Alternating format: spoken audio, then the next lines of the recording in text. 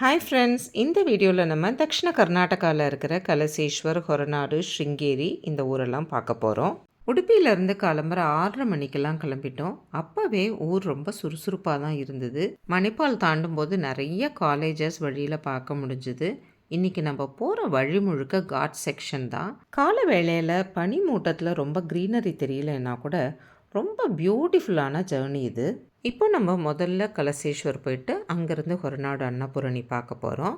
அதுக்கு முன்னாடி ஒரு இடத்துல நின்று பிரேக்ஃபாஸ்ட் சாப்பிட்டுட்டோம். ஏன்னா இனிமேல் குதிரைமுக் ஃபாரஸ்ட் ரேஞ்சுக்குள்ளே நுழைஞ்சிட்டோன்னா கிட்டத்தட்ட 1 மணி நேரத்துக்கு எதுவுமே இருக்காது. வெஸ்டர்ன் காட்ஸில் இருக்கிற இந்த மலைப்பகுதி மேலேருந்து பார்த்தா குதிரையோட முகம் மாதிரி தெரியறதுனால இதற்கு குதிரைமுக் ஃபாரஸ்ட் அப்படின்னு பேர் வந்தது அப்படிங்கிறாங்க. இந்த குதிரைமுக் மலை மேலேருந்து தான் துங்கா, பத்ரா, நேத்ராவதி இந்த ரிவர் எல்லாம் உருவாகிறது. இந்த இடத்துல அமைஞ்சிருக்கிற குதிரைமுக் நேஷ்னல் பார்க் ரொம்ப பியூட்டிஃபுல்லான நேஷ்னல் பார்க்காக நிறையா பேர் இங்கே ட்ரெக்கிங் போவாங்களாம். நம்ம இப்போ கோவில்லாம் பார்க்குறதுக்கு பில்கிரிமேஜாக வந்திருக்கிறதுனால இந்த நேஷ்னல் பார்க்லாம் பார்க்க முடியலை. ஆனால் போகிற வழியெல்லாமே பார்த்தா உங்களுக்கு தெரியும் எத்தனை அழகாக இருக்குன்னு. இந்த மாதிரி ஊர்லெல்லாம் பார்க்குறதுக்கு ரசிக்கிறதுக்கெலாம் நிறையா விஷயங்கள் இருக்கிறதுனால இப்படி அவசரமாக 1 நாள் 2 நாள்லாம் வரக்கூடாது. நிதானமாக 1 வாரம் இருந்து கோவில்களையும் பார்க்கணும், இயற்கை அழகையும் ரசிக்கணும். அது மாதிரி வந்தால் ரொம்ப என்ஜாயபுளாக இருக்கும். காட்டு பாதையில் போயிட்டே இருக்கும்போது திடீர்னு இந்த மாதிரி மலை உச்சியில் ஏறுறது, கொஞ்ச நேரம் பார்த்தா சமவெளியாக இருக்குது. இது மாதிரி இயற்கை காட்சிகள்லாம் அடிக்கடி மாறிண்டே இருக்கிறது அவ்வளவு சுவாரஸ்யமாக இருந்தது. ரோடு தான் கொஞ்சம் கூட நல்லாவே இல்லை. இந்த பிரதேசத்துலலாம் எப்போ பார்த்தாலும் மழை பெஞ்சுட்டே இருக்கிறதுனால ரோடெல்லாம் பெரும்பாலும் இப்படி தான் மோசமாக இருக்கும் அப்படின்னு எங்கள் டிரைவர் சொன்னார். இப்போ நம்ம முதல்ல போக போகிற கலசேஸ்வர் கோவில் இருக்கிற ஊருக்கு பேரே கலசா தான். இந்த ஊரில் எல்லா இடத்துலையும் காஃபி பிளான்டேஷன் பார்க்கலாம். இந்த ஊரை சுற்றி மேற்கு தொடர்ச்சி மலை, அங்கேருந்து உருவாகிற பத்ரா நதி, அதுக்கு நடுப்புற ஒரு சின்ன மலையில் இருக்கிற அந்த கலசேஸ்வர் கோவில், இப்படின்னு இந்த ஊரே அத்தனை ஒரு அழகாக இருக்குது. இந்த கலசேஸ்வர் கோவில் 3000 வருஷம் பழமையானது அப்படிங்கிறாங்க. இதுக்கு தக்ஷிண காசிங்கிற பெயரும் உண்டு. இங்கே அகஸ்திய முனிவரால் பிரதிஷ்டை பண்ணப்பட்ட சுவாமியோட பெயர் கலசேஸ்வர சுவாமி. அம்பாள் பேர் கிரிஜாம்பாள் சர்வாங்க சுந்தரி. ஒரு சின்ன மலை மேலே இருக்கிற இந்த கோவிலுக்குள்ளே நுழைஞ்ச உடனே நம்ம தரிசனம் பண்ணுறது இங்கே இருக்கிற இரட்டை கணபதி. ஒரு ஆண் வடிவம், ஒரு பெண் வடிவம், 2 பேரும் ஒரே மாதிரி இருந்தாலும் ஆண் கணபதியோட காலடியில் ஒரு அசுரனை மிதிக்கிற மாதிரி இருக்கும்.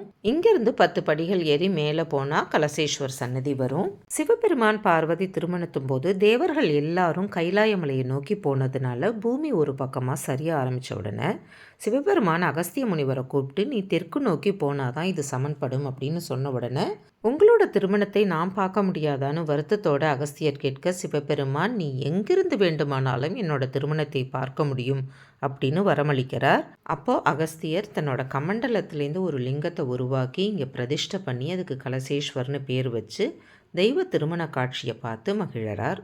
இந்த கோவிலில் இருக்கிற அம்பாளுக்கு கிரிஜா கல்யாணம் ரொம்ப விசேஷமாக நடக்கும். நிறையா பேர் தங்களோட குழந்தைகளுக்கு கல்யாணம் ஆகணும்னு வேண்டின்னு இந்த கோவிலுக்கு வரது உண்டு. 12ஆம் நூற்றாண்டில் இந்த ஊரை ஆண்ட மன்னனால் இந்த கோவில் கட்டப்பட்டு பிற்காலத்தில் நாயக்க மன்னர்களாலும் புதுப்பிக்கப்பட்டிருக்கு. தெய்வ திருமணத்தை அகஸ்தியர் இங்கேருந்து பார்த்ததுனால இந்த ஊரை தக்ஷிண காசி அப்படின்னு சொல்கிறா. ஸ்ருங்கேரி, ஹொரநாடு டூர் வரவங்க யாராக இருந்தாலும் இந்த கோவிலுக்கு அவசியம் வந்து தரிசனம் பண்ணணும். ஹொரநாடுலேருந்து வெறும் 7 கிலோமீட்டர்ஸ் தூரம் தான் இந்த கோவில். இந்த மாதிரி தெரியாத கோவில்கள்லாம் அந்த லோக்கலில் யாராவது தெரிஞ்சவங்க இருந்தாங்கன்னா அவங்க மூலமாக தெரிஞ்சுட்டு போயிட்டு வர்றது நல்லது. ஏன்னா இவ்வளவு தூரம் வந்துட்டு சில முக்கியமான கோவில்களை மிஸ் பண்ணிட்டா பின்னாடி வருத்தமாக இருக்கும். நல்ல தரிசனத்தை முடிச்சுன்னு அங்கேருந்து கிளம்பினோம். இதுதான் பத்ரா ரிவர். நிறையா பேர் இங்கே நின்று ஃபோட்டோ எடுத்துட்டாங்க.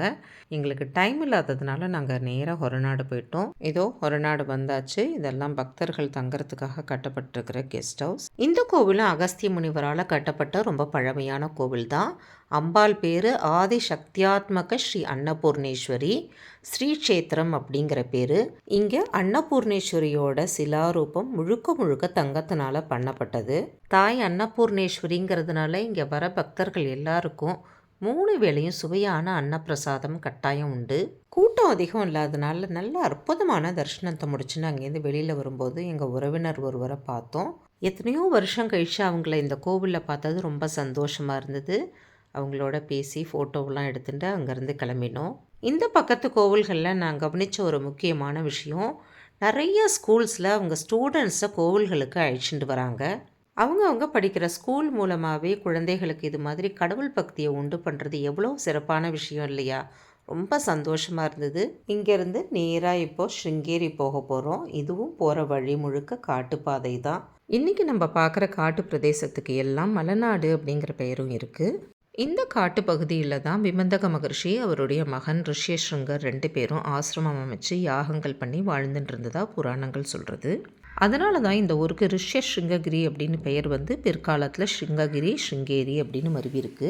ஆதிசங்கர பகவத் பாதால் இங்கே துங்கா நதி தீரத்தில் நடந்துட்டு இருக்கும்போது ஒரு பாம்பு தவளைக்கு வெயில் படாமல் இருக்கணும்னு கொடை பிடிச்சின்றதை பார்த்துட்டு எதிரிகள்கிட்ட கூட அன்பு செலுத்துகிற நல்ல குணத்தை இந்த ஊர் இயற்கையிலேயே கொடுக்கறது அப்படிங்கிறத புரிஞ்சுட்டு இங்கே தன்னோட அத்வைத்த மடத்தை முதல்ல ஸ்தாபனம் பண்ணுறார். நாங்கள் உள்ளே நுழைஞ்ச உடனே அந்த கோவிலில் பூஜை பண்ணிட்டு இருக்கிறவர் மடத்துக்கு சீக்கிரம் போங்கோ, மகா சன்னிதானம் தரிசனம் கொடுத்துட்டுருக்கேன், அங்கே பார்த்துட்டு இங்கே வாங்கோ, கோவில் திறந்து தான் இருக்கும் அப்படின்னு சொன்னதுனால முதல்ல நாங்கள் மடத்துக்கு போயிட்டோம்.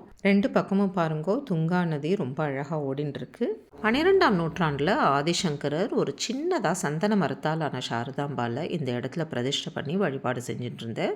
பிற்காலத்தில் 14ஆம் நூற்றாண்டில் மகான் வித்யாரண்யர் அந்த சந்தன சிலைக்கு பதிலாக கல்லாலும் தங்கத்தாலுமான சாரதாம்பாலை பிரதிஷ்டை பண்ணி அதுதான் இன்னி வரைக்கும் இருந்துருக்கு. ஆஹா, இதுதான் சாரதாம்பாள் கோவிலோட யானைகள். ஜெயலக்ஷ்மி, ஸ்ரீலக்ஷ்மி ரொம்ப ஸ்வீட்டாக இருக்குமா. எங்கள் மாமியார் இங்கே வரும்போதே 2 யானையும் தவறாமல் பார்த்துட்டு வா அப்படின்னு சொல்லியிருந்தா. நீ வரத்துக்கு முன்னாடி நானே உன்னை பார்க்க வந்துட்டேன் அப்படின்னு சொல்கிற மாதிரி எதிர்த்தாப்புலேயே 2 பேரும் வந்தது ரொம்ப சந்தோஷம். இதுதான் குரு நிவாஸ் ஸ்ருங்கேரி சங்கரமட்டம். உள்ளதான் மகா சன்னிதானம் ஸ்ரீ பாரதி தீர்த்த சுவாமிகள் பூஜை பண்ணிட்டுருக்கார். உள்ளே நல்ல கூட்டமாக இருந்தாலும் க்யூவில் நின்று பெரியவாளை பார்த்து ஆசீர்வாதம் வாங்கிட்டு பிரசாதமும் வாங்கிட்டு வந்தது ரொம்ப சந்தோஷமாக இருந்தது. கங்கா ஸ்நானம் துங்கா பானம் அப்படின்னு பெரியவாலாம் சொல்கிறது உண்டு. துங்கா நதியில் ஸ்நானம் பண்ண முடியலன்னா கூட அந்த ஜலத்தை எடுத்து கொஞ்சோண்டு குடித்தா கூட அத்தனை விசேஷமாக. இதோ எழுத்தாப்பில் தெரியறது வித்யாசங்கரர் சன்னதி.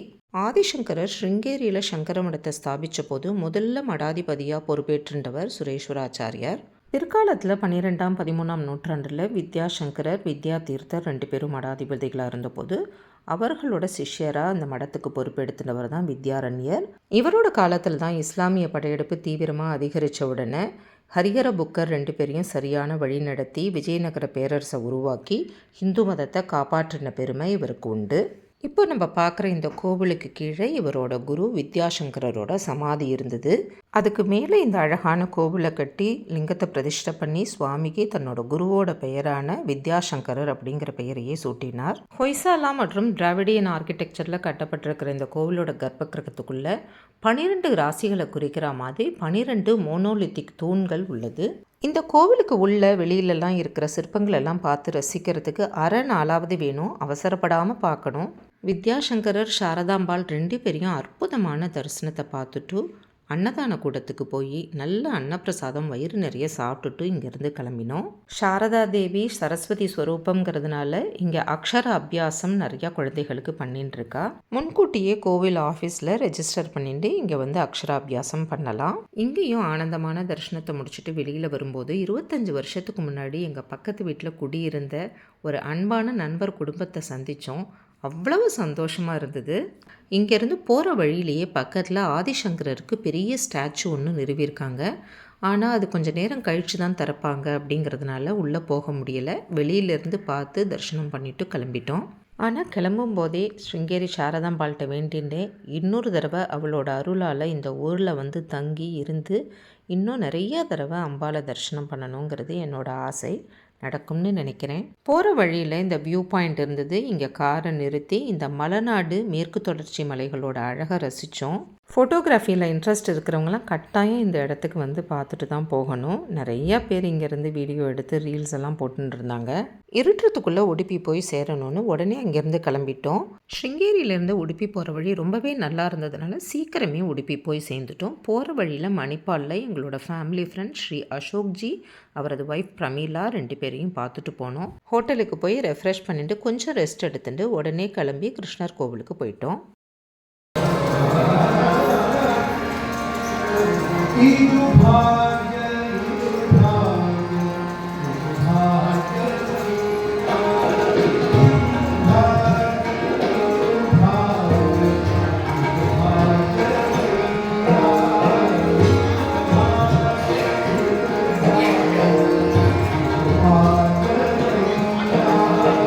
கிருஷ்ணரோட தரிசனம் முடிஞ்ச உடனே எதிர்த்தாப்புல இருக்கிற கீதா மந்திருக்கு போனோம். அங்கே நடுப்பற மகாவிஷ்ணுவை பிரதிஷ்டை பண்ணி சுற்றி வர கீதையோட 18 அத்தியாயங்களும் ரொம்ப அழகாக பொறிக்கப்பட்டிருக்கு.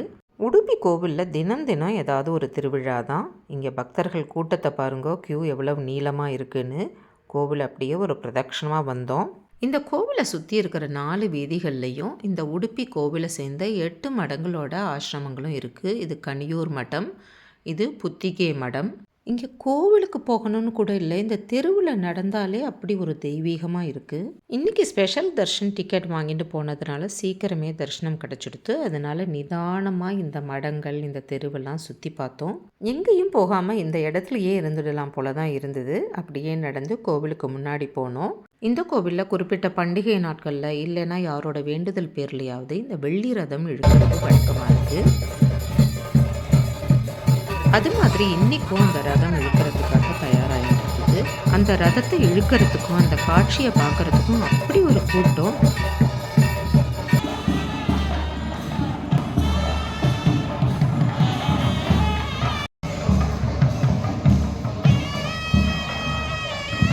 எத்தனை அழகான தெய்வீகமான சூழல். இந்த இடத்த விட்டு போகிறதுக்கே மனசு வரல.